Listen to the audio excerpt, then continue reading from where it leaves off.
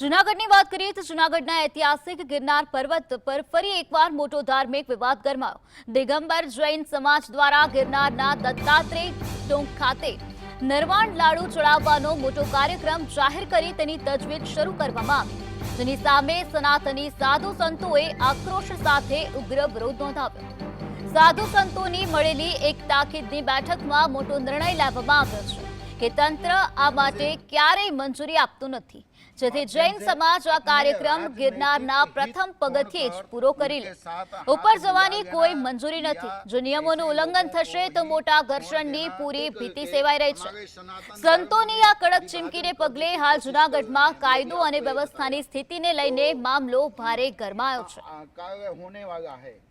तो मेरी सभी संप्रदायों से पूजा पद्धति का हमारा सनातन धर्म ने ऊपर वार ने प्रहार थतुं होय छे, वार ने प्रहार ने अटकाववा माटेना प्रयत्न छे।